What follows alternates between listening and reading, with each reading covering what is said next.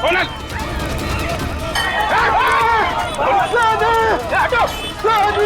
सनी कहाँ गया? कैसे वो गुंडे लेकर गए उससे? दया ढूंढो सब लोग जल्दी, देखोगे भाग नहीं ना पाए।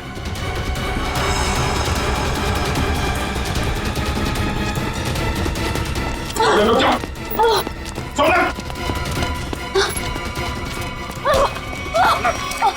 छोड़ दीजिए भैया। क्या करेगा तुम? भैया छोड़ दीजिए, मुझे जाने दीजिए, जाने दीजिए मुझे। मैं दिलावर के कैसे आजाद होना चाहती हूँ भैया, छोड़ दीजिए। पागल मत बनो, ऐसे भागोगी तो दिलावर तुम्हें जिंदा नहीं छोड़ेगा। उसके आदमी चारों तरफ है, भरोसा करो मुझ पर, सभी सही समय का इंतजार करो। सॉरी भैया, सॉरी। हर कोई मुझे दिलावर का वफादार लगता है, किसी पे विश्वास नहीं होता भैया। मैं आजाद होना चाहती हूँ भैया, मुझे यहाँ से आजाद होना है। मुझ पर बस करो, सही समय आने पर मैं तुम्हें ले जाऊंगा, ठीक है? और ऐसे बेवकूफी दोबारा मत करना। चलो चलो चलो प्लीज चलो।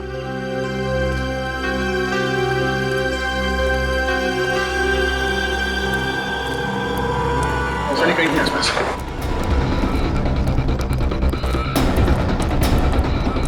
सनी सनी सनी सनी,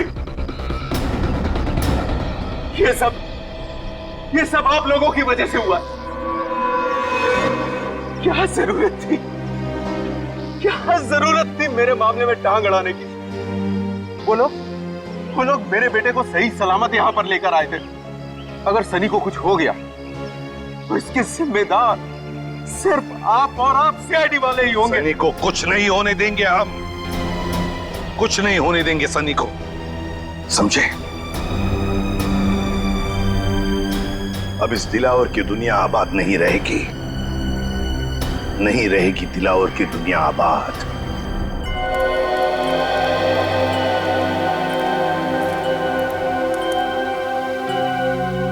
अरे क्या चाचा, खाली करके आ रहे ले?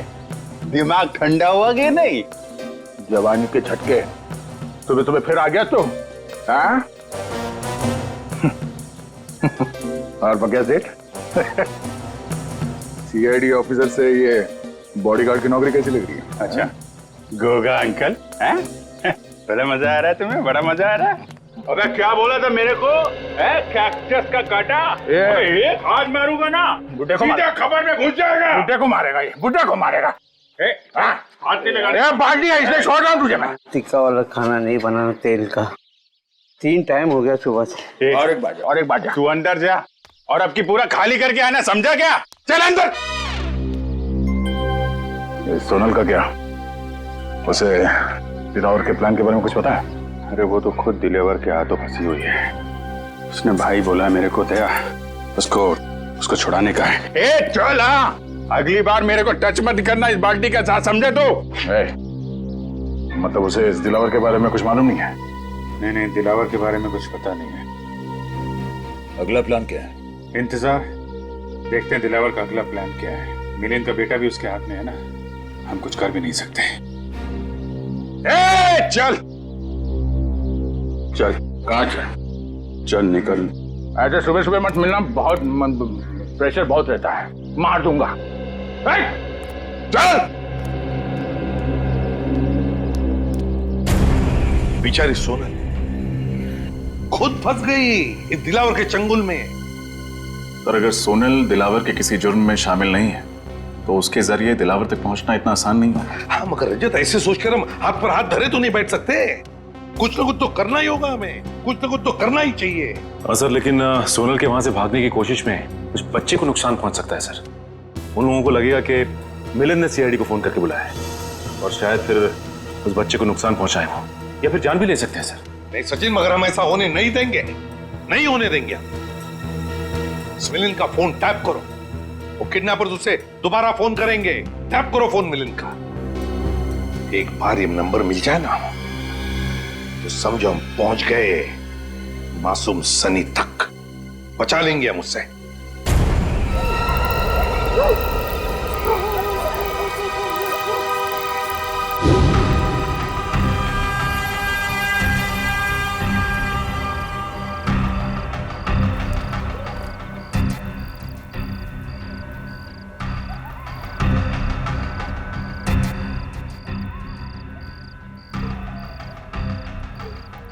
दिलावर आ गया, पकड़ लूं क्या उसे? नहीं फ्रेडी, जब तक अभिजीत नहीं कहेगा हम हमला नहीं करेंगे। निखिल तैयार है ना? हाँ सर, रेडी हूँ।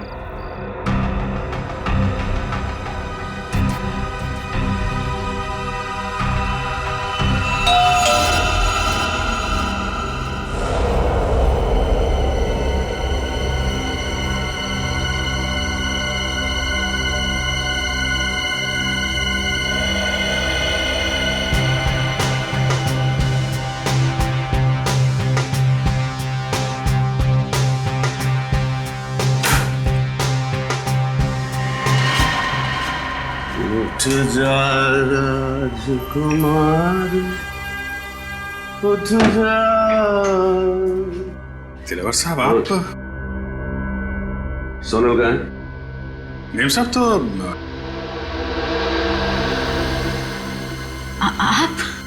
राजकुमार उठ जा। वाह, कमाल है। तू तो आसानी से मुझे पहचान गई। मेरा चेहरा याद है तुझे? मुझे तो लगा कि मेरा चेहरा तो मिट गया होगा तेरे दिल से, तेरे दिमाग से। कैसे बात कर रहे हैं आप? कैसी बात कर रहा हूँ? कैसी बात कर रहा हूँ? सीधी बात तो कर रहा हूँ तुझसे। अगर मेरा चेहरा नहीं मिटा, अगर मेरा चेहरा नहीं मिटा और मेरा डर तेरे दिल के अंदर अब भी बाकी है,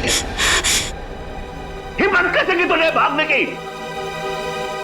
घुट रही हूँ मैं, दम घुटता है। मैं भी तो दूसरी लड़कियों जैसे जीना चाहती हूँ ना। मेरी भी इच्छा है, मेरे भी सपने, लेकिन आपने मुझे कीमती गुड़िया की तरह कैद कर रखा है। जाने दीजिए मुझे, मैं खुल के सांस भी नहीं ले पाती यहाँ। मेरी कीमती गुड़िया बोलने लगी है, फर फर फर उड़ने लगी है, फर फर फर फर फर फर फर फर। तेरे पर काटने पड़ेंगे रे, पर काटने पड़ेंगे। कर नीचे करो। मेरी हिम्मत कैसे हुई मुझसे इस तरह बात करने?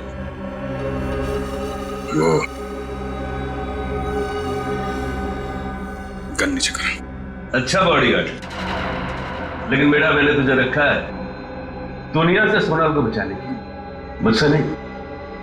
तेरे जैसे 10 दिलावर भी आ जाए ना, उस सोनल का बाल भी बांका नहीं कर सकते, समझा? कर नीचे कर। आप अंदर जाइए ना, आप इनकी गुस्से को नहीं जानते भैया। मैं आपके आगे हाथ जोड़ती, जाइए ना आप अंदर, जाइए ना भैया। भैया भैया बहन, भाई बहन का प्यार। बॉडीगार्ड मालकिन, बात यहां तक पहुंच गई है।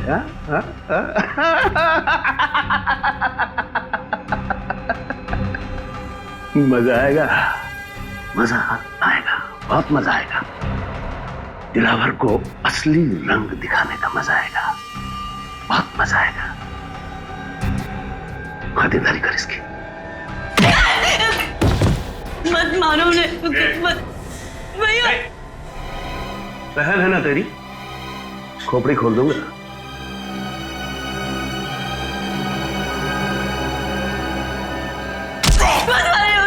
छोड़ दीजिए, मैं आपका क्या हाथ जोड़ती हूँ, पैर पड़ती हूँ आपको, छोड़ दीजिए उन्हें। गलती तो मैंने की ना, मुझे सजा दीजिए प्लीज, छोड़ दीजिए उन्हें, मैं आपका भी हाथ जोड़ती हूँ। मार ये खा रहा है और तकलीफ तुझे हो रही है, तेरी यही सजा है। भैया भैया भैया चल भैया, दरवाजा खोल, दरवाजा खोल।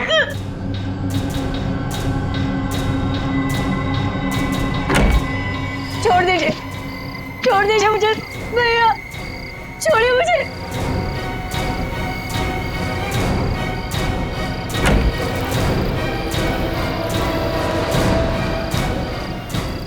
ये लोग कहाँ गए? और ये अभिजीत कहाँ गया? अभिजीत, अभिजीत, ओह नो, अभिजीत, अभिजीत, निकल, उस दिलावर का पीछा करो। अभिजीत,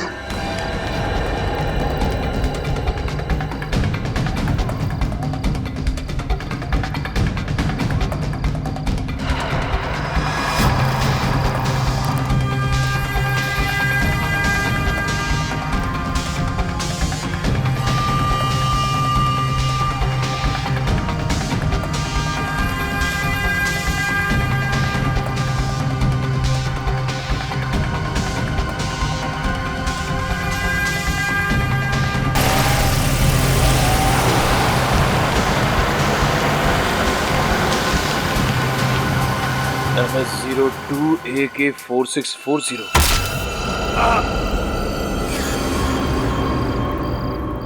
सोनल से वादा किया था मैंने कि मैं उसकी रक्षा करूंगा, और मैं फेल हो गया सर। एक भाई फेल हो गया।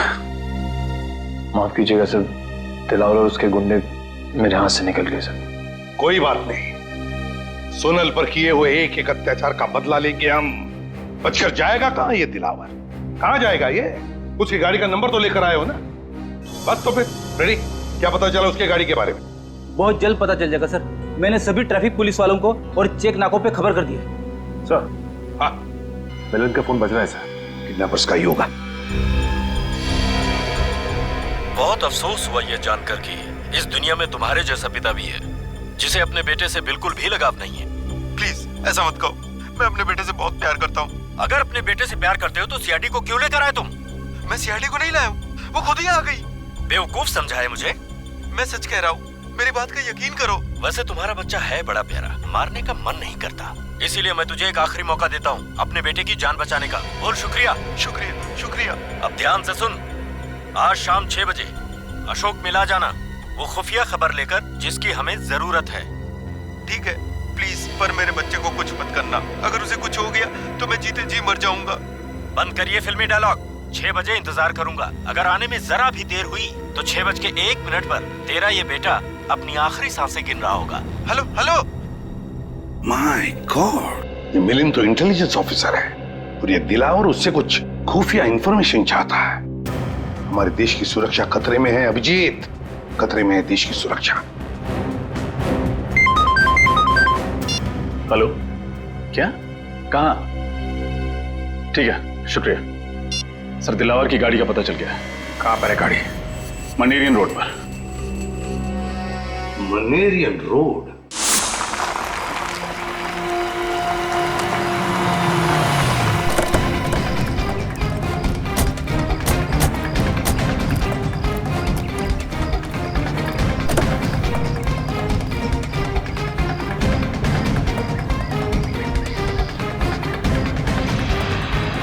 अभिजीत, खून। कहीं दिलावर ने सोनल को तो नहीं? नहीं अभिजीत, सोनल को कुछ नहीं होगा। जिंदगी भी खाली है सर। सर ये देखिए, टायर पर मछली के अंश है। टायर पे मछली के अंश? इसका मतलब है गाड़ी को यहाँ पे लावारिस छोड़ने से पहले दिलावर किसी समुद्री इलाके में गया होगा। पास में तो यही इलाका है समुद्री, पिलिश चट्टी। क्या देखते हैं?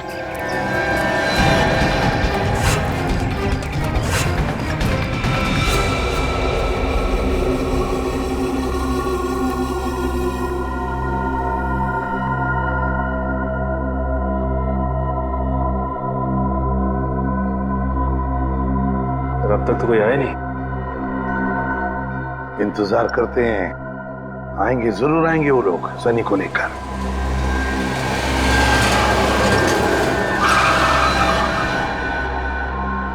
सर, गाड़ी से कोई बाहर निकल नहीं रहा, आगे बढ़े? नहीं, इंतजार करते हैं, जल्दबाजी मत करना। सनी, सनी, बचा लो, बचा लो। वही रुक जा, पास आया ना बच्चे के, ठोक दूंगा। तो कहीं आदमी बच्चे पे गोली ना चलाते। फाइल लाया? हाँ, ये लो ना फाइल, देख लो। सनी, ज्यादा कीमती कुछ भी नहीं है। सनी, तेरा बच्चा तेरे घर पे पहुंच जाएगा, चल। क्या कह रहे हैं आप लोग? देखिए, आप लोगों ने बोला था फाइल लाके दोगे तो बच्चा को दे दूंगा, तो मेरा बच्चा? मुझे बोला ना बच्चा घर पे पहुंच जाएगा, चल निकल। बचा लो मुझे। पीछे चल, तुझे सुना नहीं, चल। देखो, आप लोग ये गलत कर रहे हैं, प्लीज मेरा बच्चा मुझे दे दीजिए, दीजिए ना। तू ऐसे नहीं मानेगा, अपने हद में रह, समझा? वरना खोपड़ी फोड़ दूंगा तेरी। रुक जाओ! इसको भी डाल, डाल इसको।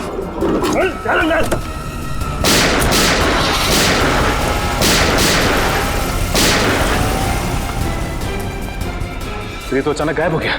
काम करो, फैल जाओ। सर, ये तो मिलन की आवाज लगती है। हाँ, वहां से आ रही है। आ जाओ।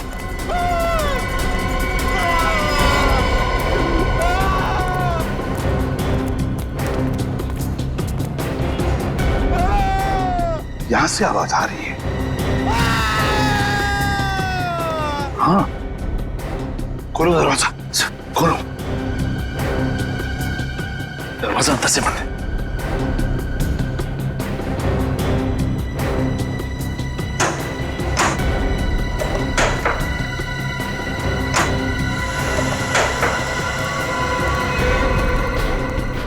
मर चुका है मिलिंद।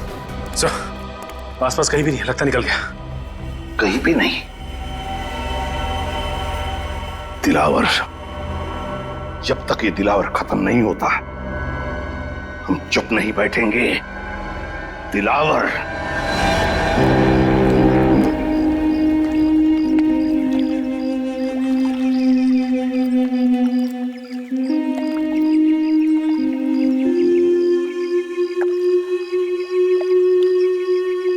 आसपास सबको फोटो दिखाते हैं, शायद किसी ने देखा हो। अरे भाई, इसको देखा है क्या?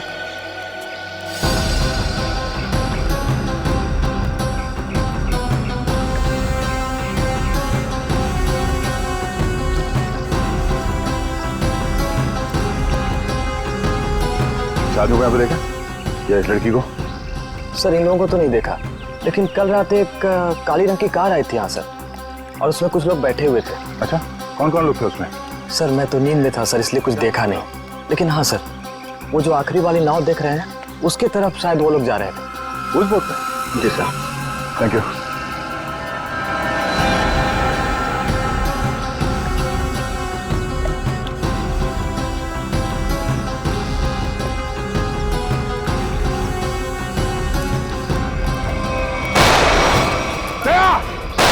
चलो नीचे हो जाओ, आ जाओ पीछे।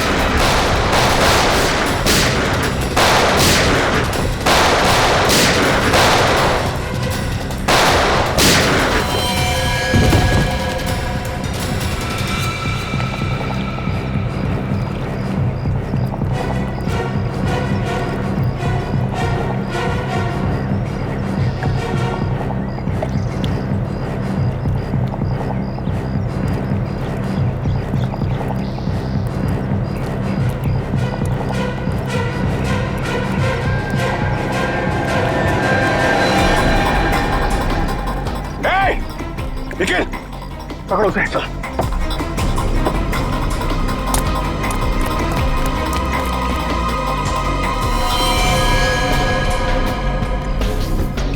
ये तो मर चुका है।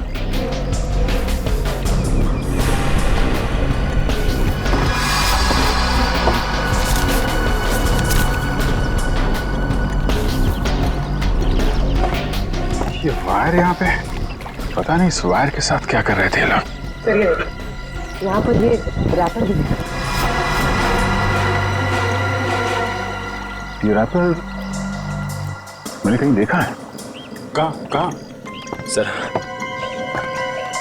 हाथ से निकल गया सर। कोई बात नहीं, काफी सबूत मिले हैं। ये वायर और ये रैपर हमें सोनल तक जरूर पहुंचाएंगे। एसीपी साहब। हाँ सर। क्या मिलिंद का खून हो गया? हाँ सर, हमें यहाँ कुछ सबूत मिले हैं, डॉक्टर सालुंकी के पास भेज रहे हैं।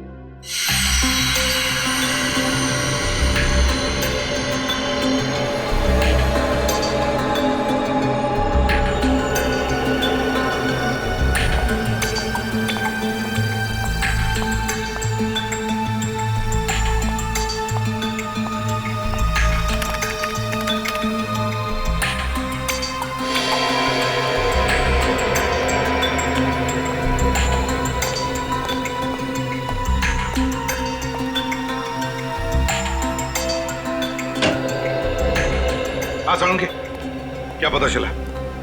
बॉस, इस लाश से मैंने बातचीत तो की, लेकिन मजा नहीं आया। मजा नहीं आया मतलब? हाँ, क्योंकि लाश मिलिंद की है ही नहीं। क्या? ये लाश किसी और की।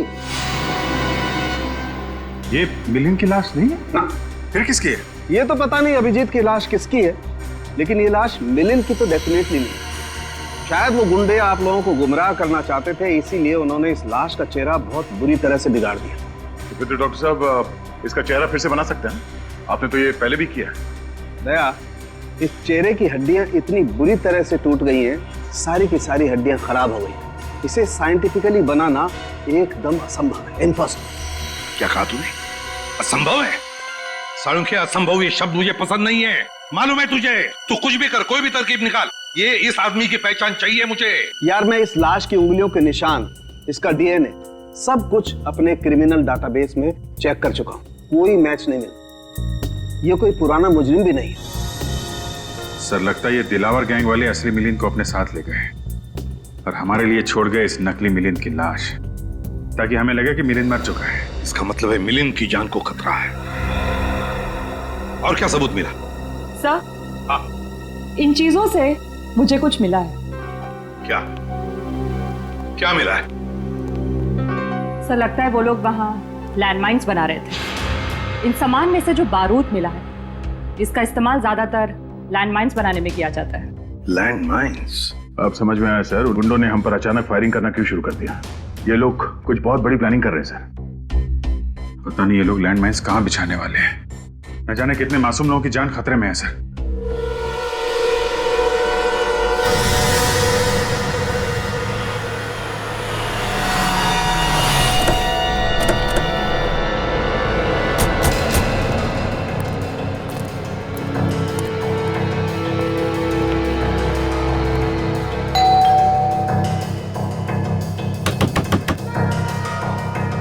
दरवाजा क्यों नहीं खोल रहा है? हमें ही मेहनत करनी पड़ेगी।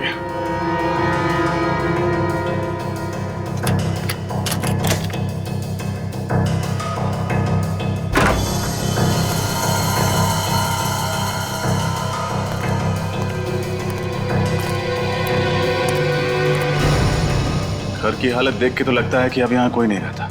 लेकिन सर, मिलिंद इस तरह घर छोड़कर क्यों जाएगा, वो भी बिना बताए? इसका जवाब ये घर ही देगा।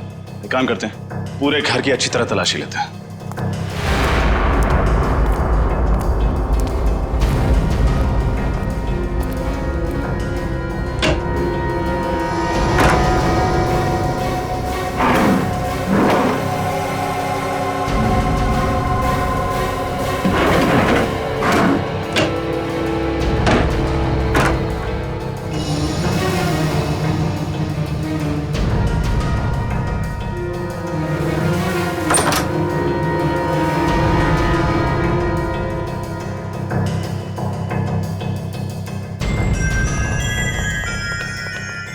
घर के अंदर तो कुछ भी नहीं मिला, यहाँ तक कि किचन के बर्तन तक गायब है। यहाँ भी कुछ भी नहीं है।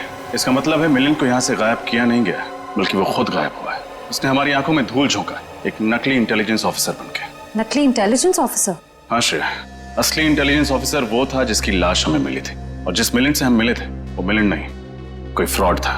फिर तो इस असली ऑफिसर के बारे में आईबी ऑफिस से ही पता चलेगा। सर एक सेकंड।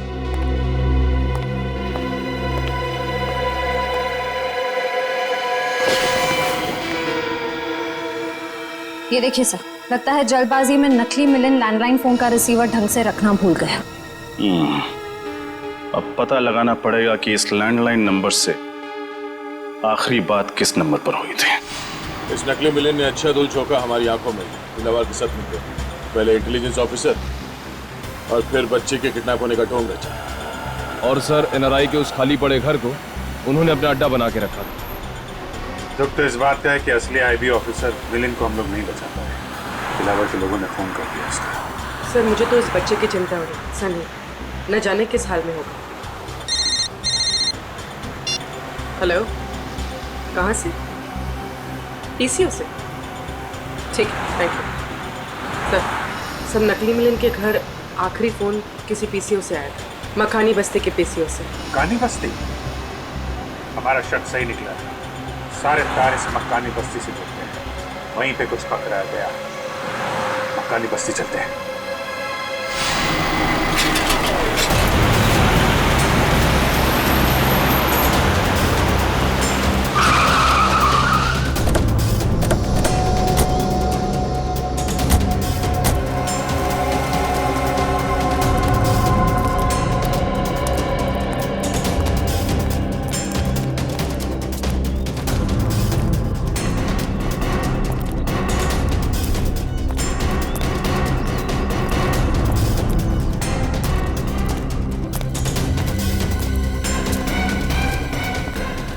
पीसीओ। एक्सक्यूज मी, ये आपका पीसीओ है? यस सर, मेरा है। 12 बजे दोपहर को आओ। इस नंबर पे फोन किया आपके पीसीओ से किसी ने? किसने किया था? पता नहीं साहब। याद करने की कोशिश करो, शायद कुछ याद आ जाए। हाँ? सर बस्ती में प्रोग्राम है ना, कौन आ रहा है कौन जा रहा है कुछ याद नहीं है साहब। कैसा कैसा फंक्शन है? गणपति चल रहा है ना सर, तो बस्ती वालों ने एक छोटा सा प्रोग्राम रखा हुआ है। अभिजीत, मुझे याद आ गया, मैंने वो कागज का रैपर कहाँ देखा था।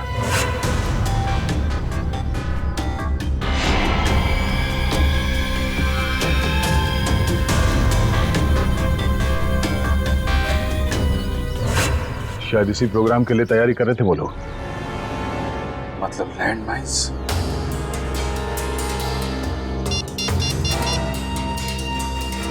हेलो सर, लैंडमाइन का पता चल गया है, मक्कानी बस्ती में सर।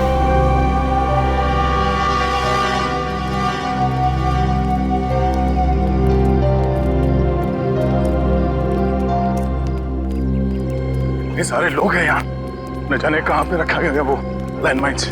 फंक्शन यहाँ चल रहा है, लैंडमाइंस यहीं कहीं होगी। जल्दी ढूंढना होगा, इतने सारे लोगों की जान खतरे में है।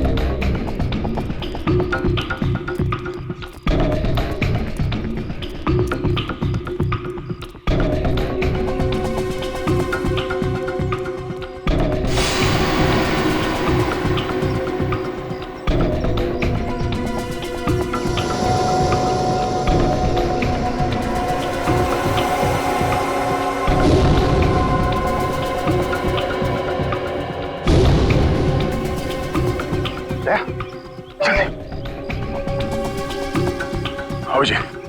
अभी अभी मैंने दिलावर के आदमी को इस तरफ जाते देखा है। ओह, तब तो हमें वही बताएगा ऑनलाइन माइंस के बारे में।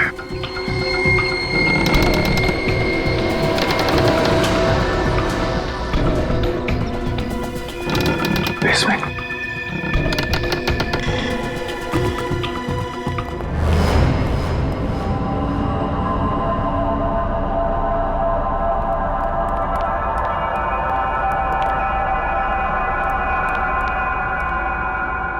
लाहौर का आदमी कहाँ चला गया? साहिबान कदरदान मेहरबान, अब दिल थाम के बैठिए क्योंकि फंक्शन शुरू हो गया है। जल्दी से जल्दी वो लैंडमाइन ढूंढनी होगी।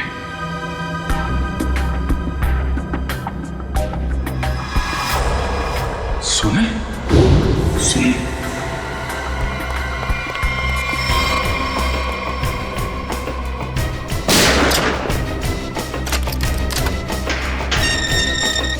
सुना सुना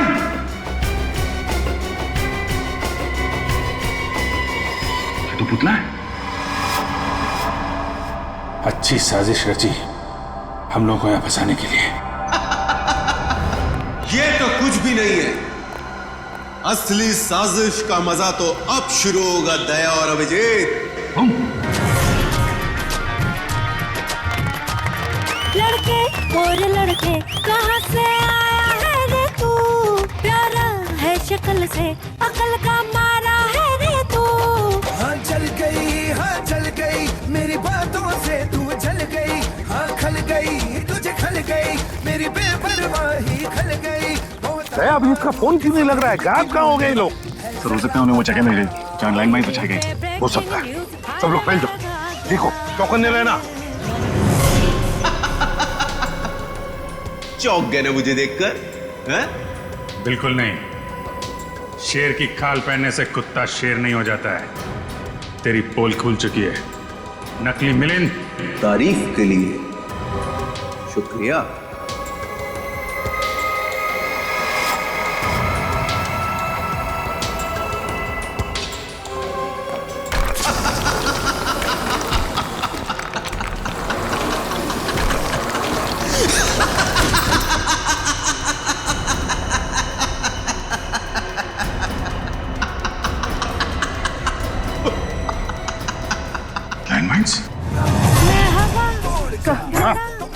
कहाँ है दया? अभिजीत तुम्हारे साथ थे ना?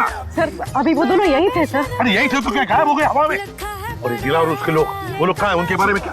तब तो कुछ पता नहीं चल पाया सर। ऐसा लगता है लोग यहाँ पे नहीं आए। यहीं पर आया होगा दिलावर अपने लोगों के साथ, शायद भेस बदल के। नजर रखो, ढूंढो उसे। क्या लगा था तुम दोनों को कि हमारी बिछाई गई लैंडमाइंस तुम लोग इतने आसानी से ढूंढ लोगे? सीआईडी वाले ये नहीं जानते कि दिलावर गैंग के लोग और गैंग की तरह मंदबुद्धि नहीं है। एक एक चाल बहुत सोच समझ कर चलते हैं हम लोग।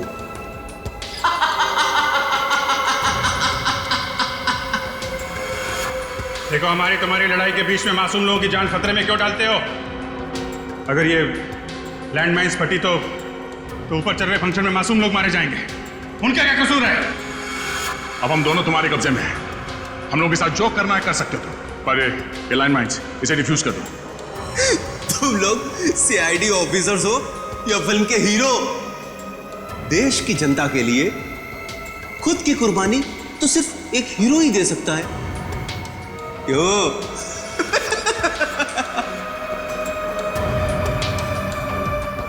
पर मैं एक बात तुम दोनों को याद दिला दूं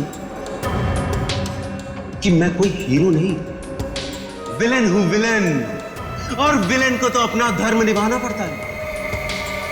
इतनी मेहनत से ये लैंडमाइंस हमारे आदमियों ने बिछाई है, इनका फटना तो निश्चित है, निश्चित। और तुझे क्या लगा कि तुम लोग बच जाओगे? हम दोनों को पकड़ लिया तो सीआईडी से बच जाओगे? नहीं, अभी तुम लोगों का बाप एसीपी प्रद्युमन जिंदा है। नहीं, अभी तुम लोगों का बाप एसीपी प्रद्युमन जिंदा है।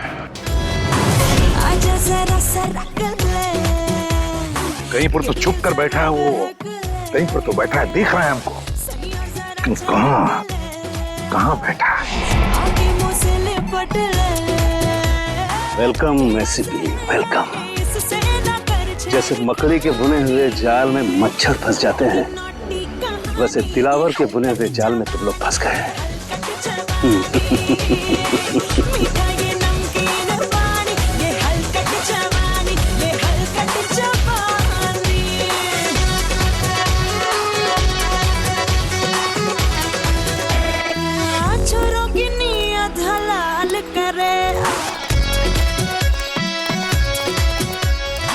सर, हर जगह देखिए, अभिजीत सर और दया सर कहीं नहीं दिखे। कहीं दया और अभिजीत सर किसी मुसीबत में तो नहीं है? सर कहीं ऐसा तो नहीं कि ये दिलावर दया सर और अभिजीत सर को साथ में लेके गए? अगर दिलावर अभिजीत और दया को साथ में लेकर गया है ना, तो समझ लो उसके दिन भर गए। सीआईडी की 2 शेरों को लेकर गया है, उसे पता नहीं उसकी क्या हालत होगी। डायलॉग बहुत मारते हो। अगर वाकई हीरो हो तो चलो, आज मैं देता हूं एक हीरोइक मौत, शहीदों वाली मौत।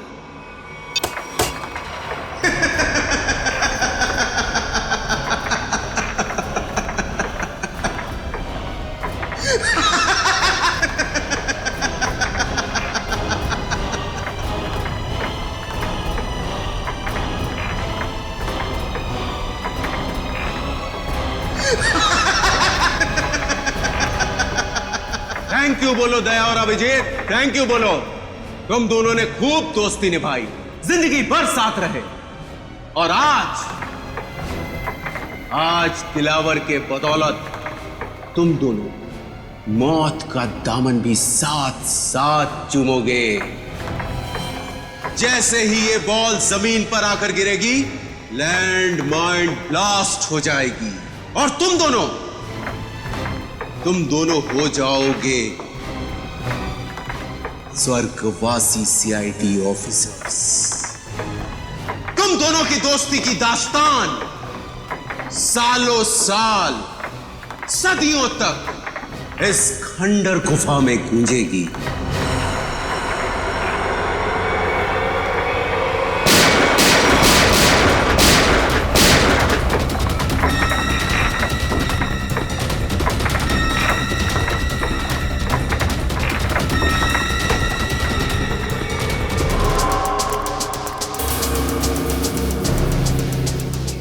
बेसमेंट?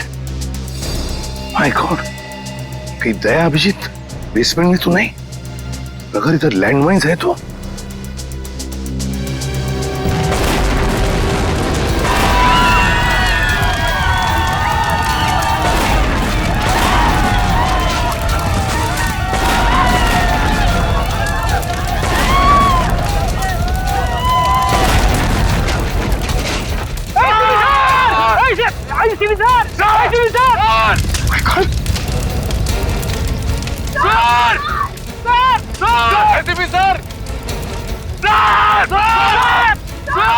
ये रुक जाओ।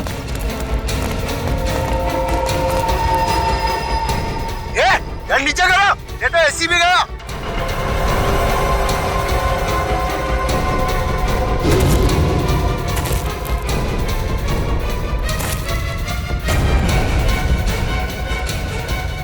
कर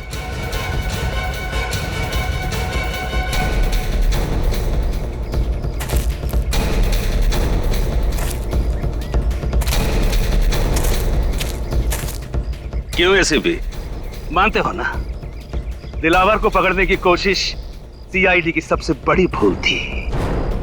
देखो, दिलावर की पाप की दुनिया, और दिलावर की पाप की दुनिया में कैसे बेबस, कैसे लाचार पड़े हो तुम। बहुत अफसोस है, बहुत अफसोस। बहुत ही गंदी जिंदगी अभी खत्म कर देते हैं। तुम्हें और तुम्हारे इन सारे सिपाहियों को अभिजीत और दया के पास भेज देता।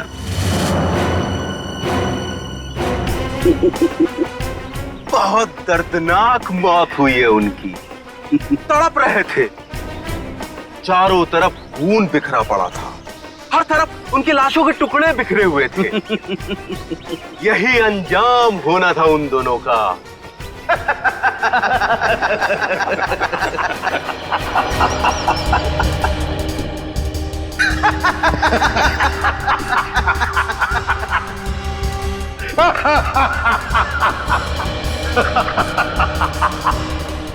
क्या बात है एसीपी, अपने दोनों अनमोल रतन को खोने के बाद भी रोने के बजाय तुम हंस रहे हो?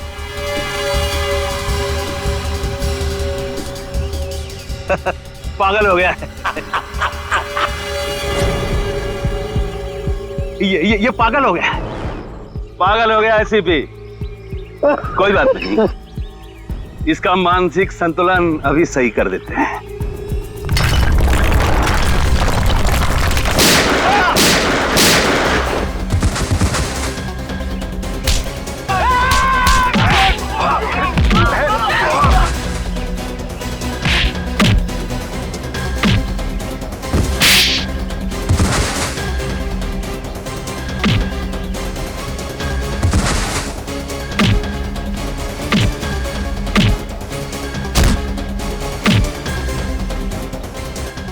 तुम्हें क्या लगा कि तुम्हारे प्लान के बारे में हमें कुछ नहीं मालूम?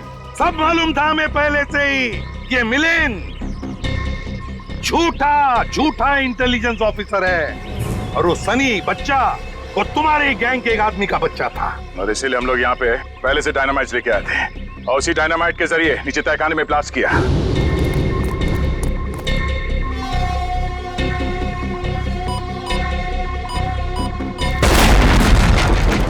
और इससे पहले कि वो लैंडमाइन फटते हम बाहर आ गए। अपने गंदे कामों के लिए उस मासूम बच्चे का भी इस्तेमाल किया तुमने। सिर्फ मासूम बच्चा ही नहीं एसीपी, एक अबला नारी भी, यानी कि सोनल। मैं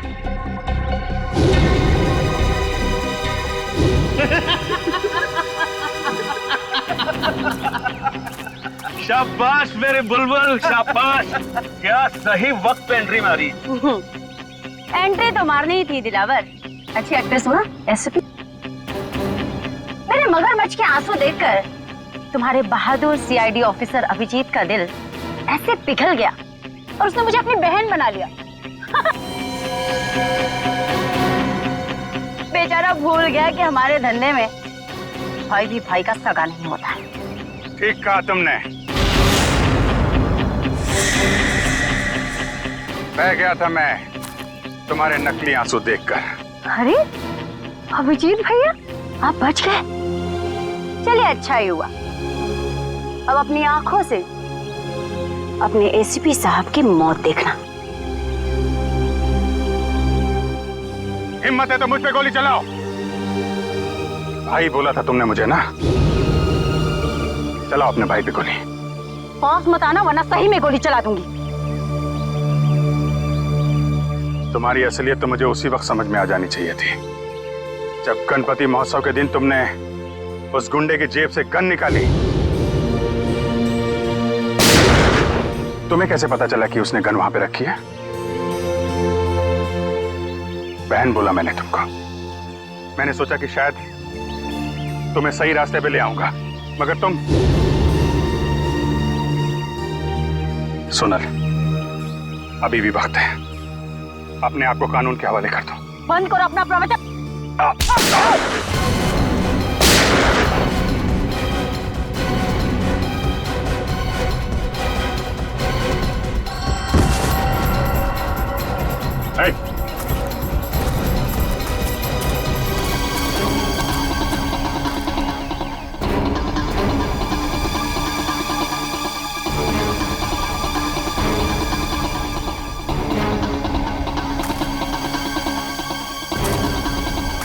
हमारे यहाँ भी यही होता है।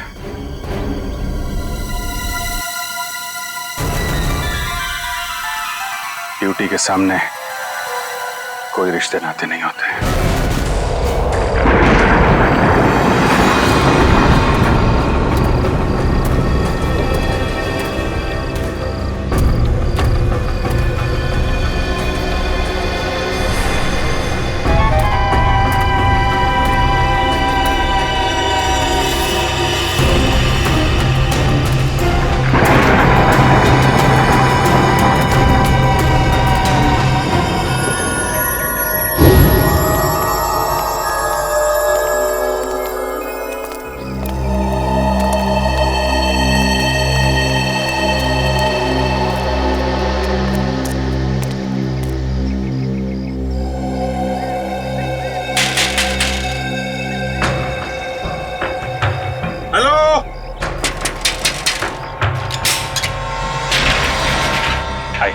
क्या है?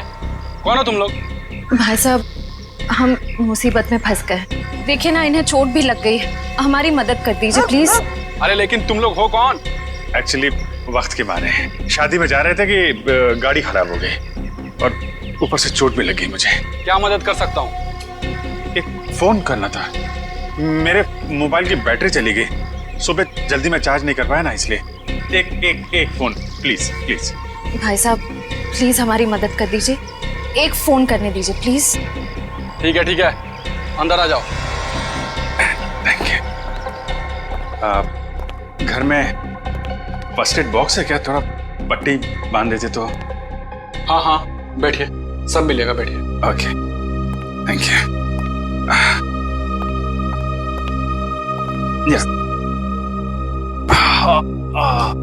ओह, ये आपके पास पेन किलर है क्या? बहुत पेन हो रहा है। हाँ, वो भी मिलेगा। लीजिए, पहले आप पानी पीजिए। हाँ, मैं अपना मोबाइल और फर्स्ट एड बॉक्स लेकर आता हूँ, ठीक है?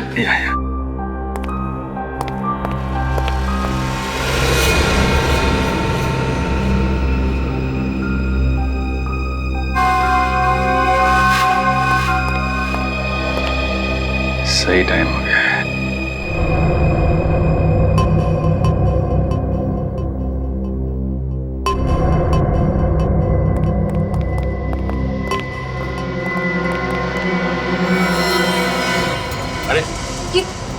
ये बंदूक क्यों?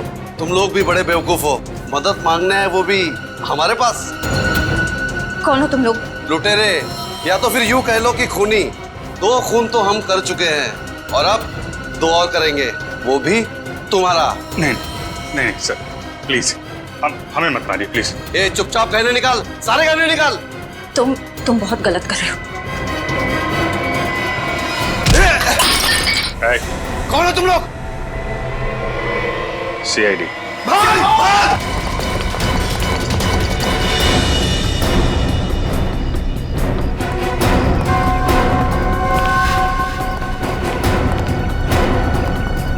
CID के सामने से भागना इतना आसान नहीं, वो भी 2-2 खून करके।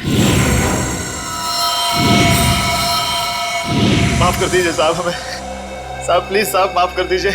माफी के लायक तुमने काम ही नहीं किया जो तुम्हें माफ कर दिया जाए। तुम तीनों के खिलाफ बहुत सारे सबूत है हमारे पास। लक्षिता और इंद्राणी का खून किया तुम लोगों ने। चलो, टाइम पूरा हो गया तुम्हारा, निकलो।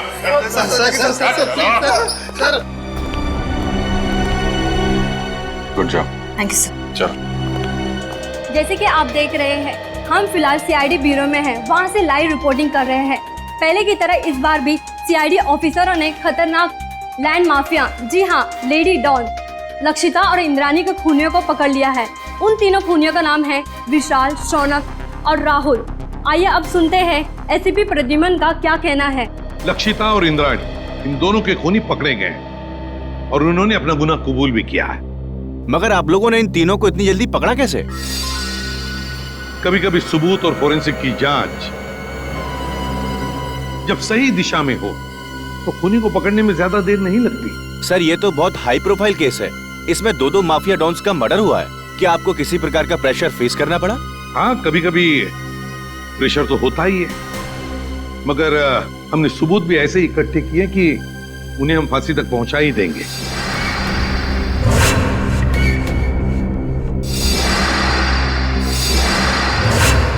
और अगले हफ्ते हम अपनी चार्जशीट फाइल करेंगे और उसके बाद ही कोर्ट की कार्रवाई शुरू होगी। ठीक है, थैंक यू वेरी मच। अब जा सकते हैं।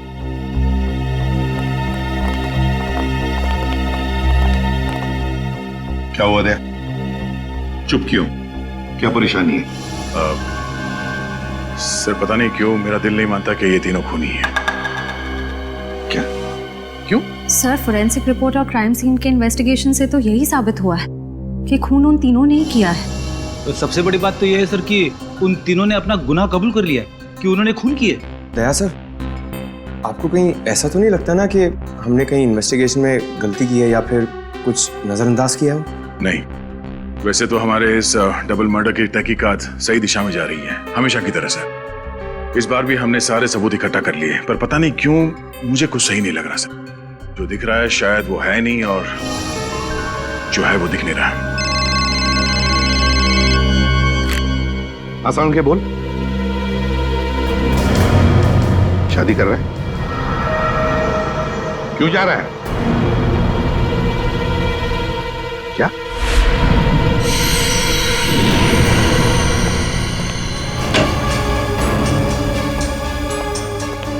वो क्या रहा है?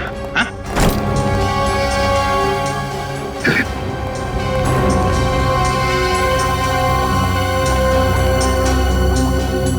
अरे डॉक्टर साहब आखिर बात क्या है?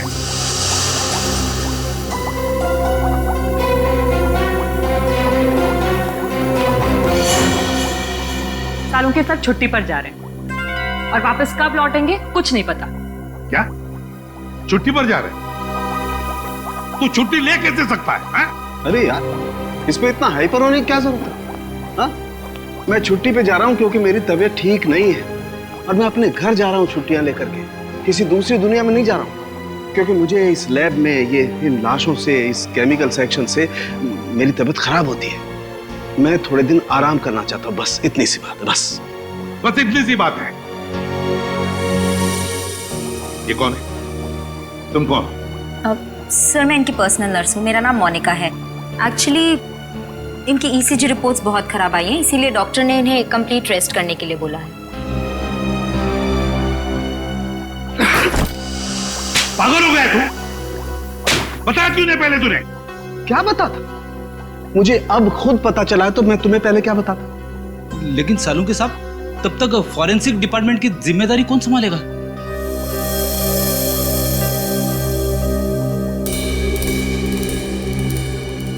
रेडी है मुझे नहीं पता है बॉस, किसी दूसरे फॉरेंसिक एक्सपर्ट को बुला लो।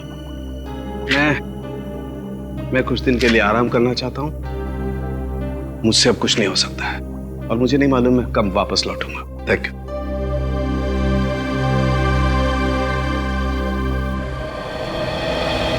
अच्छा हुआ आप लोग आ गए। बात क्या है तारिका? यहाँ पे क्यों बुलाया तुमने हमें? मुझे तुमसे जो बात कहनी है, पता नहीं उसका रिएक्शन क्या होगा, लेकिन बात कहना जरूरी है। सालों के सर का बर्ताव और उनके काम करने का ढंग कुछ दिनों से बहुत अजीब हो गया है। क्या मतलब है तुम्हारा? देखो आप लोग प्लीज मुझे गलत मत समझिए। सालों के सर मेरे गुरु हैं। मैंने इतने साल उनके साथ काम किया है और कितना कुछ सीखा है उनके पास से, लेकिन इस केस की फोरेंसिक जांच उन्होंने ठीक से नहीं की। कितनी सारी बातों को उन्होंने अनदेखा किया है, कितनी सारी चीजों का तो अभी तक उन्होंने ढंग से टेस्ट भी नहीं किया है। तारिका, तुम समझ रही हो, तुम जो कह रही हो उसका क्या मतलब हो सकता है? तारिका 16 साल से सारुण के साथ हमारे साथ काम कर रहे हैं। वो सीआईडी को गुमराह क्यों करेंगे? अगर तुम्हारा शक गलत निकला तो? अगर आप लोगों ने मुझे गलत साबित किया तो सबसे ज्यादा खुशी मुझे ही होगी। डॉक्टर तारिका की बातें अभी भी दिमाग में घूम रही है। आज तक कभी सारुण के साथ के लिए उसने कुछ नहीं कहा, लेकिन आज ये समझ में नहीं आ रहा है अब हमें क्या करना चाहिए।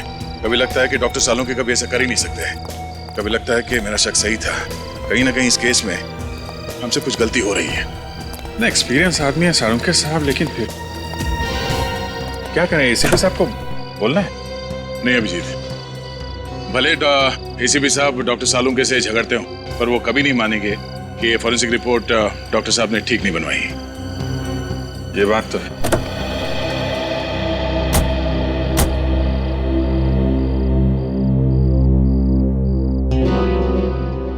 ये क्या है? मैं देखता हूं।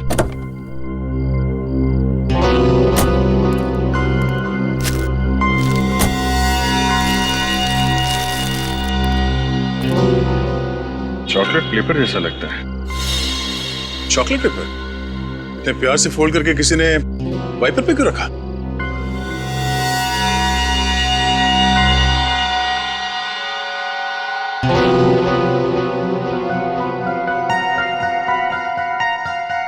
कुछ लिखा हुआ है इसमें, कहीं कोई मैसेज तो नहीं हो सकता है, पर क्या है पढ़ने में आ नहीं रहा। चल के देख।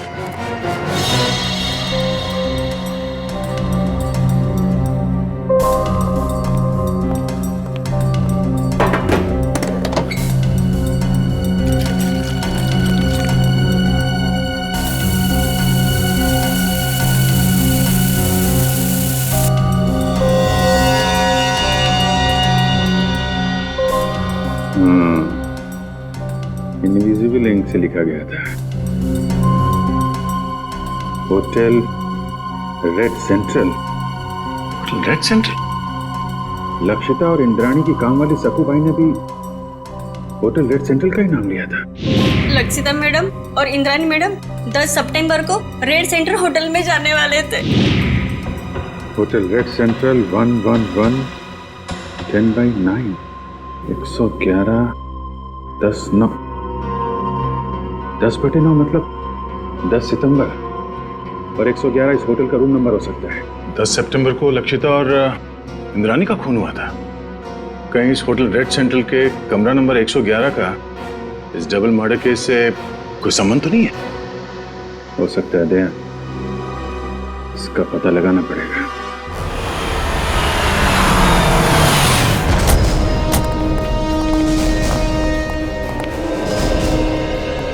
होटल का मैनेजर कौन है? सर वो रहे। Yes sir. 10 सितंबर को कमरा नंबर 111 में कौन ठहरा हुआ था? कोई नहीं, वहां कोई गेस्ट नहीं रुका। देख, झूठ मत बोल, समझा? सर मैं झूठ नहीं बोल रहा हूँ, वो तो हमारा स्टाफ रूम है। Staff room? जी, वो हमारे असिस्टेंट मैनेजर अंगद को दिया गया है। Angad assistant manager? जरा इस अंगद को बुला। सर वो तो अभी यहाँ नहीं। उनकी डिटेल्स तो होंगी आपके पास? Yes sir. राइट।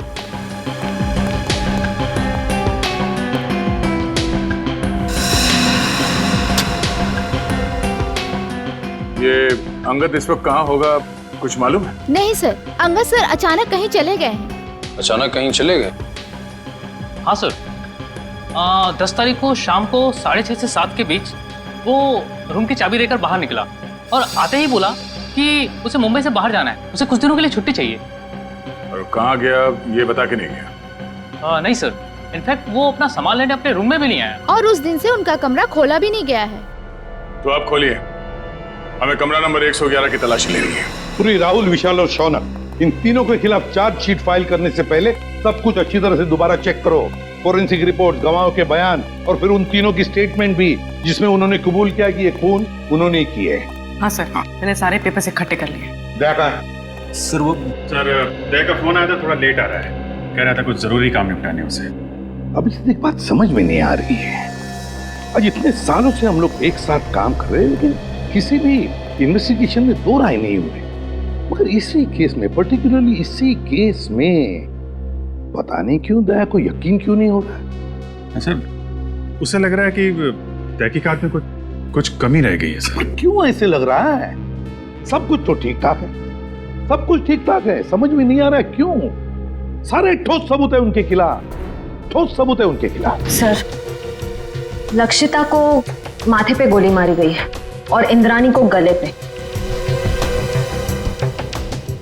दोनों ही गोलियां आर पार हो गई हैं। हाँ सर, और दोनों के शरीर पे कोई चोट या खरोच के निशान नहीं है। मतलब मौत से पहले हाथापाई नहीं हुई।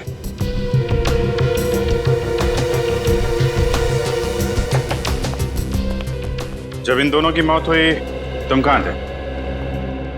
साहब आगे नाके पे पान की दुकान है, मैं वही पान खाने गया था साहब। ड्यूटी छोड़कर पान की दुकान के चक्कर लगाते हो? सब मेरी गलती है साहब। मैं जब वापस लौटा तो देखा वो तीनों खूनी भाग रहे थे साहब। तुमने खूनियों को भागते हुए देखा? हाँ साहब, लक्षिता मैडम और इंद्रानी मैडम के दुश्मन थे साहब।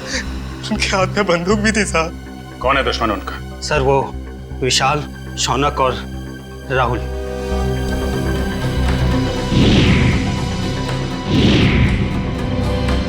विशाल, शौनक और राहुल, ये तीनों तो वही है ना जिनके घर हथियार लिए थे तुम्हारी मैडम ने? ठीक कहा सर आपने। मैंने तो कई बार इंद्राणी मैडम और लक्षिता मैडम को कहा था कि प्लीज आप अपना पर्सनल बॉडीगार्ड रख लीजिए, लेकिन नहीं सर, अब प्रॉपर्टी के काम में दुश्मनी तो होगी सर। यहाँ घर में कोई और भी था इनके साथ? नहीं साहब, फार्म हाउस पे वो दोनों अकेली थी साहब। दिन फार्म हाउस पे काम करने वाली शक्कू भाई वो भी नहीं आई थी साहब। सर,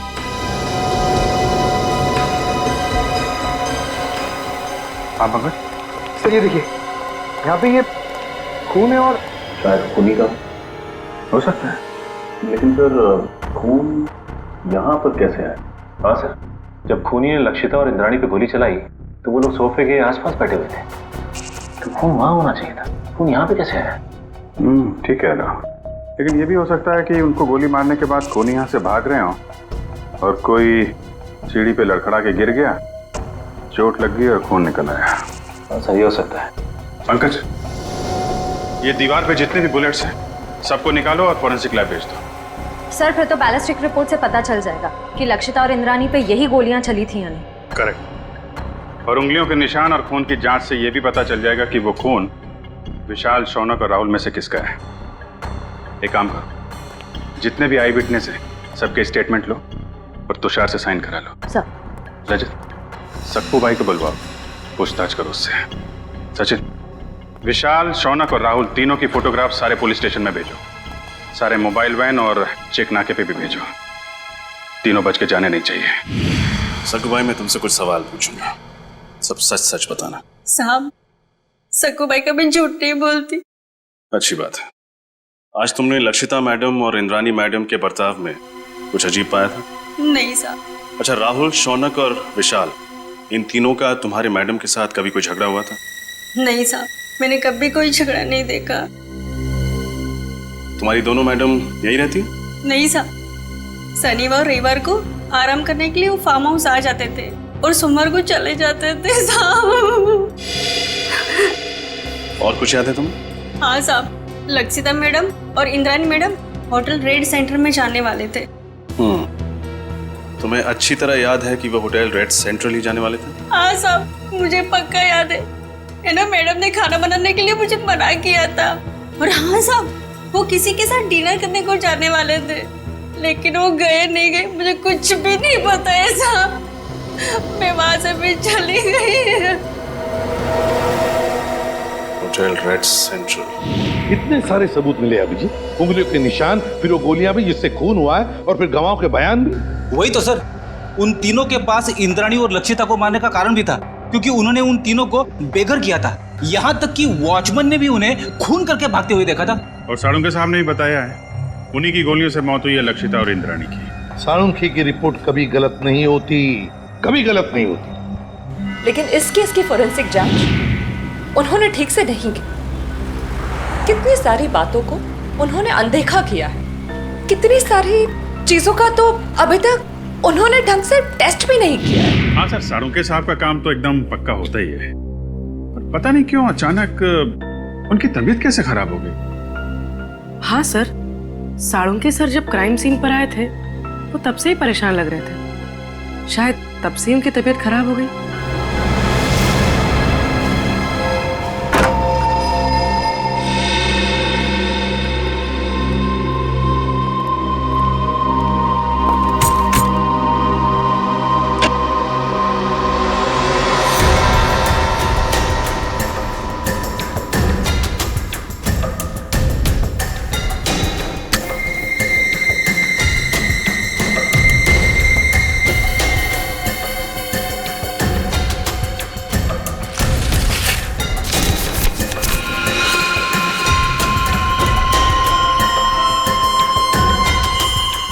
ये तो ब्लड सैंपल कलेक्ट करने की बॉटल है।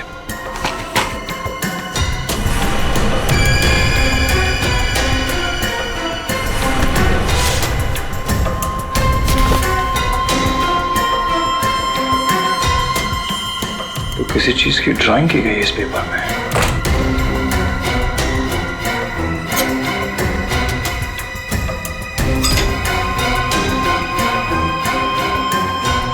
उंगलियों के निशान।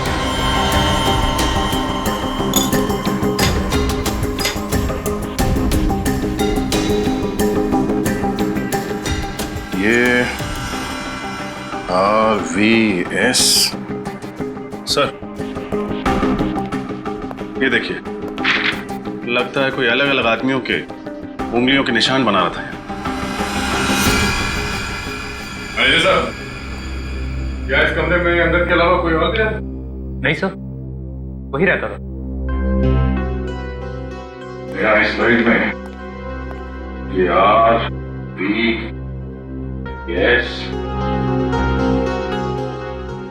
RVS क्या हो सकता है सर? कहीं ये R से राहुल, S से शौनक और V से विशाल तो नहीं?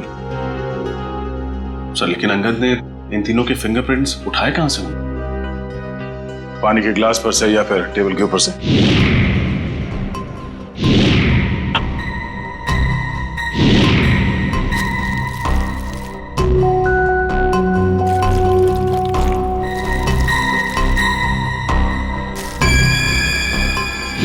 सर ये देखिए सर, इस पेपर पे कुछ ड्राइंग बनाए गए हैं और ये ब्लड सैंपल की बोतल मिली है सर।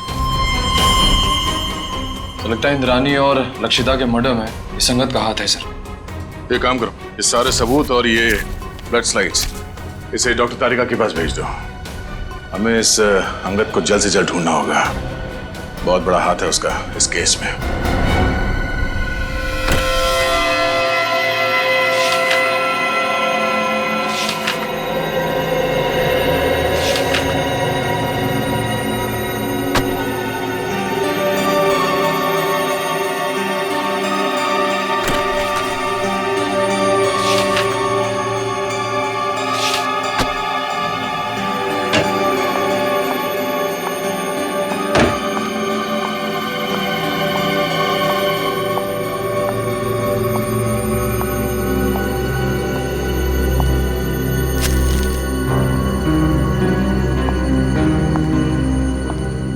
सब आप सचमुच जा रहे हैं?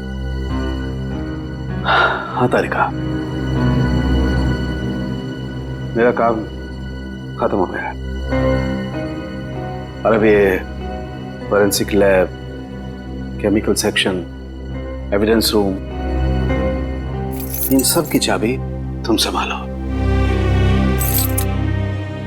मैंने अपनी जरूरत के कुछ कागजात अपने साथ ले लिए। लेकिन सर, आप ये पेपर्स और फाइल्स क्यों लेकर जा रहे हैं? आपकी तबीयत खराब है इसलिए आपने छुट्टी लिया ना, आराम करने के लिए? या फिर घर पे भी काम करने का इरादा है? नहीं नहीं, ऐसी बात नहीं तारिका। देखो, यहाँ का काम तो तुम संभाल लोगी, लेकिन भाई अगर कभी मुझे लैब की याद आई तो इन फाइल्स को देख करके अपना मन बहला लूंगा। सर आप ऐसे क्यों बात कर रहे हैं? आप वापस लौटने वाले ना ठीक होकर? हाँ यस जरूर। एनीवे, तुम मेरी चिंता छोड़ो, यहाँ मन लगा के काम करना। देखो अब तुम्हारी जिम्मेदारी ज्यादा बढ़ गई है। सर, अब हमें चलना चाहिए। आपके खाने का भी वक्त हो रहा है और फिर आपको दवाई भी तो देनी है ना।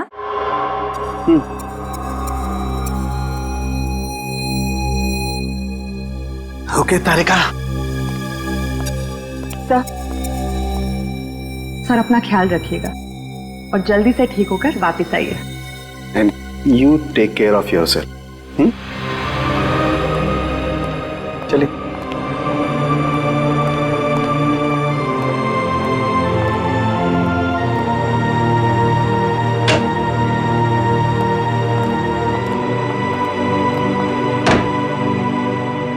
अंगद के कमरे से मिले सबूतों की जांच शुरू करनी पड़ेगी।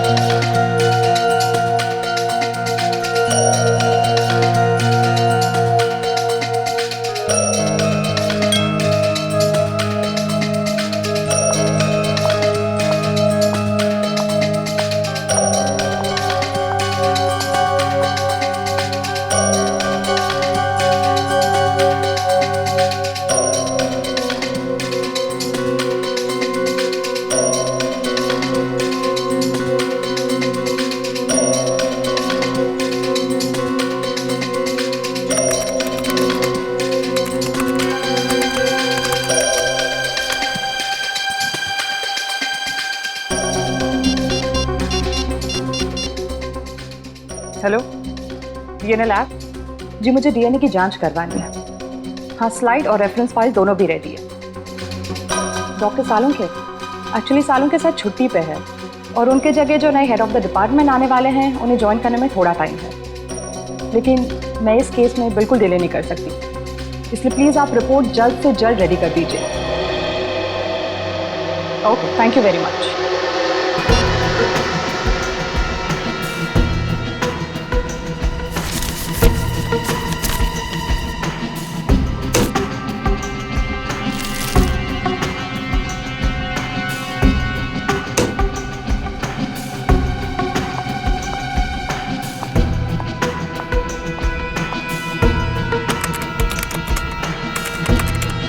ओह गॉड,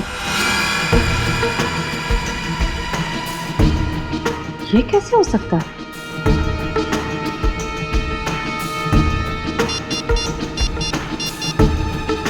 हेलो,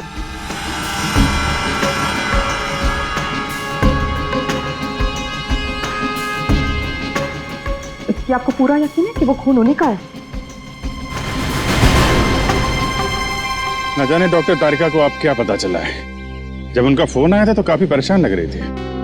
कोई तो बड़ी बात होगी अभिजीत। मुझे लगता है लक्षिता और इंद्राणी के मर्डर केस को रीओपन करना चाहिए और नए सिरे से तहकीकात करनी चाहिए। हमारा शक सही निकला। फिंगरप्रिंट और डीएनए रिपोर्ट।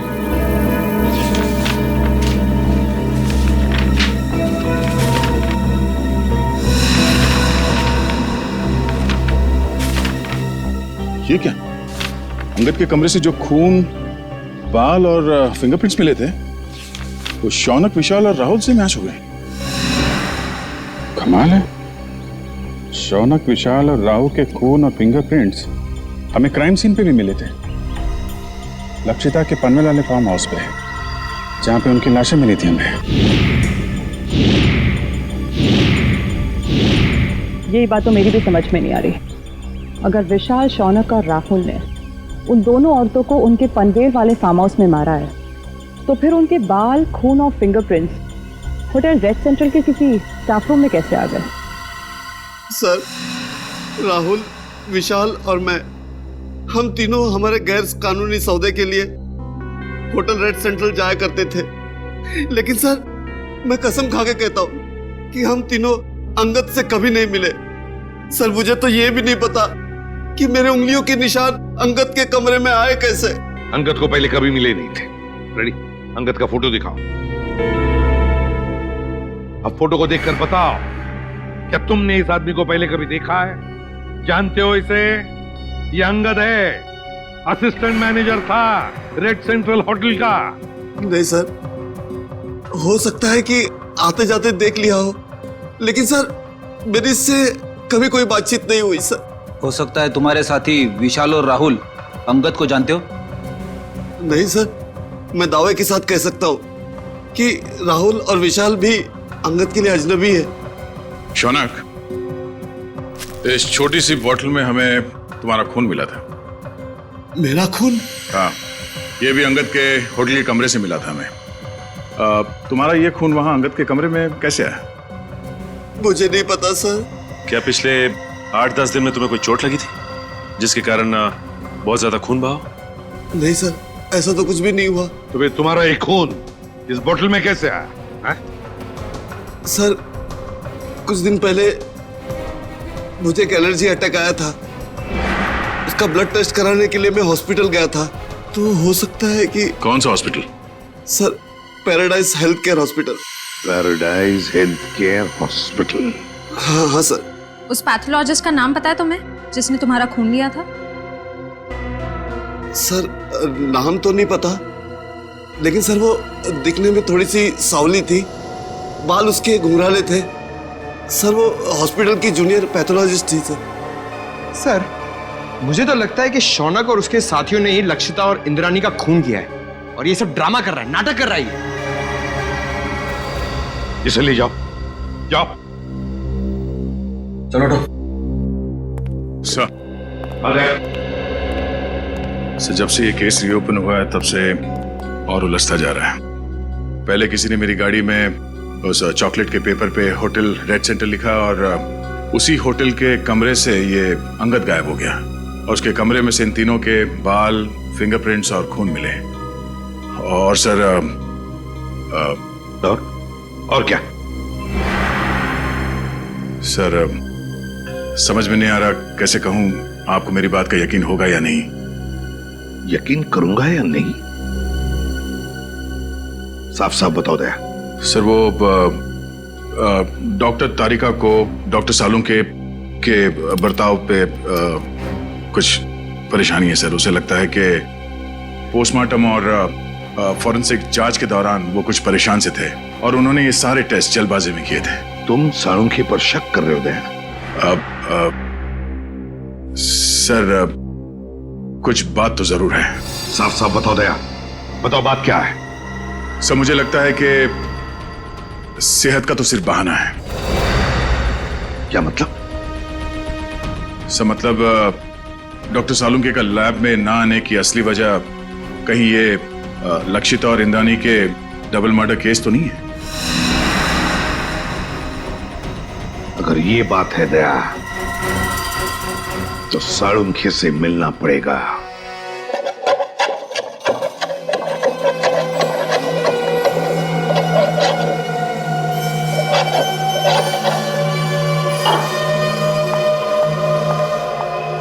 खाना काम कर रहा हूं ना, देखने दे, रख दो, बाद में खाऊंगा।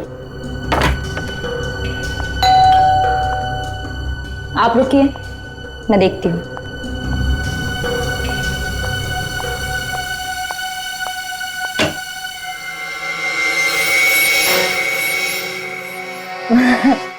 सर आप आइए ना प्लीज।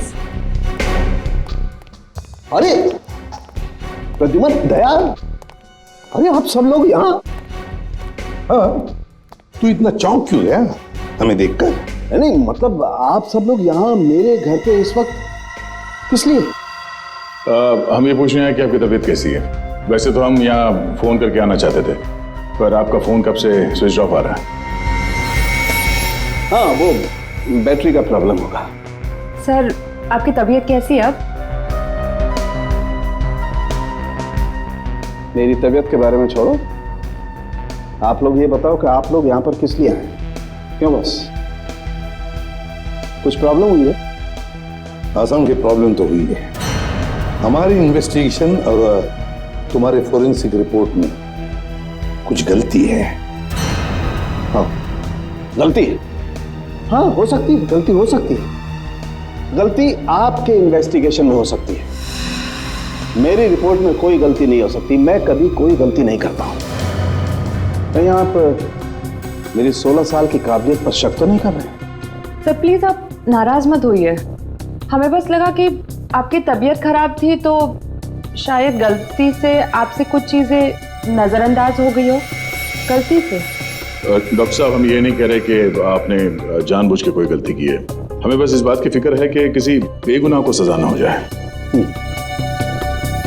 बेगुनाह को सजा नहीं होनी चाहिए। बेवकूफ नजर आता हूं मैं? मेरी शक्ल पर लिखा है कि मैं बेवकूफ हूं? क्या मतलब क्या आपका? 16 साल के बाद आप लोग मेरी काबिलियत पर, मेरी ईमानदारी पर शक कर रहे हैं। 16 साल मैंने ईमानदारी से काम किया और अब आप लोग घुमा घुमा करके ये कहना चाहते हैं कि सालू के बेवकूफ है। इतना गुस्सा क्यों हो रहा है? मैं गुस्सा इसलिए हो रहा हूं बॉस, तुम ये कहना चाहते हो कि 16 साल के बाद सालू के बेईमान है, उसने गलती की है, वो नाकाबिल है। ओके, अगर ऐसा है तो आप इंद्राणी और लक्षिता का पोस्टमार्टम दोबारा करवा लीजिए। That's it, बस। अरे सर, डॉक्टर साहब बात तो सुनिए। ये सालू के सबको हो क्या गया? उन्होंने एक बार भी नहीं पूछा कि हमें उनकी रिपोर्ट में कौन सी गलत बात लगती है। वही तो एक बार भी सालुंखे ने नहीं पूछा कि रिपोर्ट में गलती क्या है।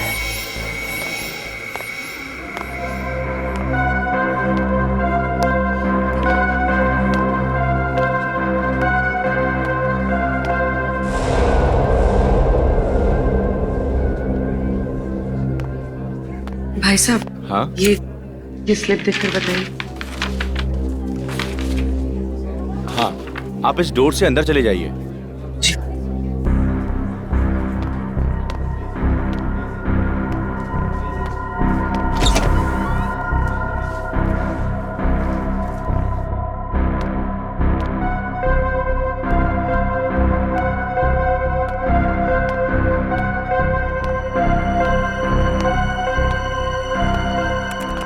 मैडम, ये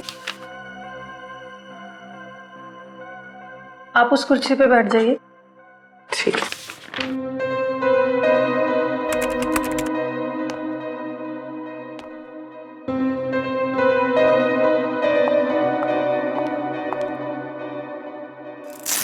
अपना हाथ दीजिए।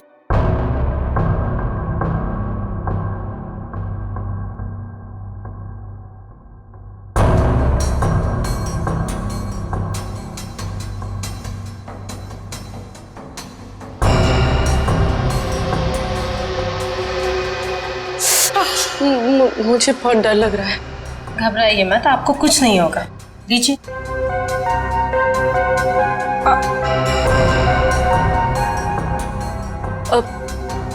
मेरा एक दोस्त है, मुझे उसकी ब्लड रिपोर्ट पिकअप करनी है, तो मुझे उसकी रिपोर्ट मिलेगी? पेमेंट स्लिप है आपके पास? स्लिप तो नहीं लाई हूँ, लेकिन उसकी रिपोर्ट्स बहुत अर्जेंट है। वो बीमार है तो आ नहीं सकता। उसका नाम शौनक है। ठीक है, मैं चेक करके आपको बताती हूँ। लेकिन मैंने तो किसी शौनक की रिपोर्ट नहीं देखी, और अगर होती तो रिकॉर्ड में होती। आप यहीं पे रुकिए, मैं देख के बताती हूँ।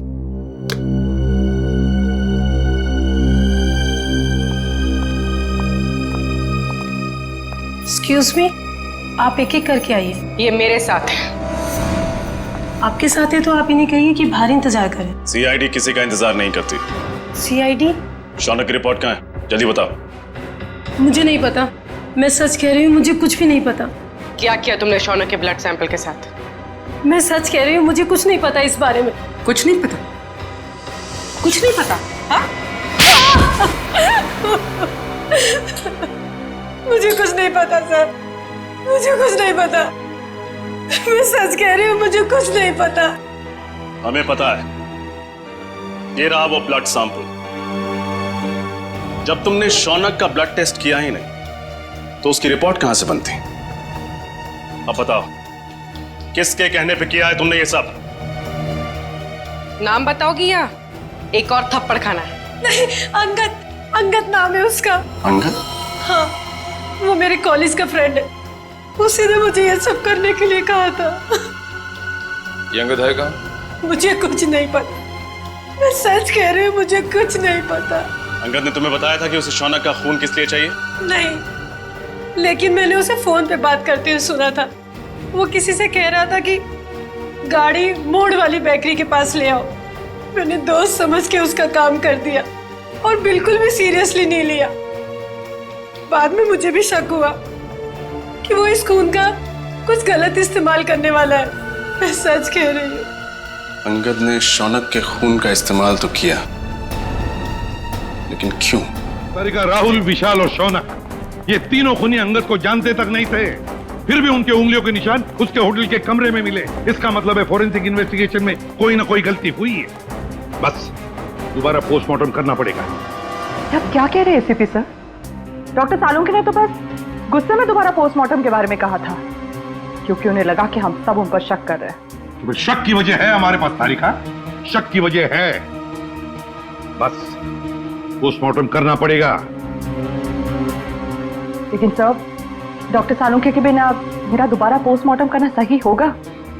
तुम अकेली नहीं हो तारिका। दिल्ली ब्रांच से एक बहुत बड़े फॉरेंसिक एक्सपर्ट आ रहे हैं। जब तक डॉक्टर सालुंखे काम पर वापस नहीं आ जाते, doctor Sameer head of department की जिम्मेदारी संभालेंगे। मैं आ गया हूं सर। आइए आइए doctor Sameer, welcome. Thank you sir. Doctor Sameer, ये है डॉक्टर तारिका। इस केस में आपको इनके साथ ही काम करना है। Hello doctor. Hello doctor Sameer, आपके बारे में मैंने बहुत सुना है। आपको तो जीनियस कहा जाता है। नो डॉक्टर तारिका, रियल जीनियस डॉक्टर सालुंखे हैं, जिनके साथ तुम इतने सालों से काम करती आई हो। ये तो मेरी खुशनसीबी है कि उनकी जगह मैं यहाँ कुछ दिन काम करूंगा। Sir, I am little confused. मेरी समझ में नहीं आ रहा है कि ये दोबारा पोस्टमार्टम की जरूरत क्यों। डॉक्टर समीर, ये फैसला क्यों किया, ये आपको पोस्टमार्टम करने पर ही पता चलेगा। ठीक है सर, फिर मैं अपना काम आज से ही शुरू करता हूँ प्लीज। बिकॉज दोबारा पोस्टमार्टम करना ज्यादा मुश्किल है, ज्यादा वक्त लगता है इसमें। Thank you sir. Nice meeting you. Can we doctor? Sir, Angad के कमरे में से हमें जो फटे हुए कागज के टुकड़े मिले थे, उन टुकड़ों को मैंने जोड़ दिया है। ये देखिए। ये तो एक कमरे का नक्शा है। कमरे के बीचों बीच एक सोफा है। लगता है सोफे पे दो लोग बैठे हैं और सामने टीवी देख रहे हैं। डिजाइन से तो वही लिविंग रूम लगता है जहाँ से हमें इंद्रानी और लक्षिता की लाशें मिली थी। हाँ सर, जिस वक्त उनकी मौत हुई थी उस वक्त कमरे में टीवी चल रहा था। सर, सोफे पे जो दो लोग बैठे, मुझे तो लगता है ये इंद्रानी और लक्षिता है। सर, मगर लक्षिता के घर के लिविंग रूम का नक्शा अंगद के घर में क्या कर रहा है? सर, कहीं ऐसा तो नहीं कि ये नक्शा अंगद ने बनाया हो? सर, लक्षिता और इंद्रानी, इन दोनों का खून 9 से 11 के बीच में हुआ था सर। और ये अंगद होटल के कमरे से 7 बजे निकल गया था। वही तो दया, इस अंगद को कैसे पता चला 7 बजे से पहले कि 9 और 11 बजे के बीच लक्षिता और इंद्रानी टीवी देखने वाले? और फिर इस कमरे का नक्शा वो भी अंगद के पास कैसे? लक्षिता के घर के कमरे का नक्शा। कुछ ना कुछ तो गड़बड़ जरूर है दया, कुछ ना कुछ तो गड़बड़ है।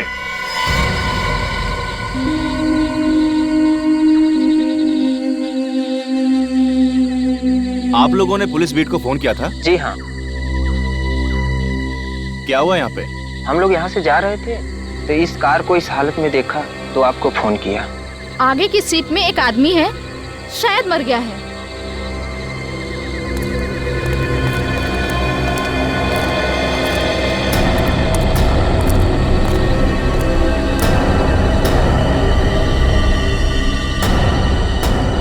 अरे, ये तो वही है।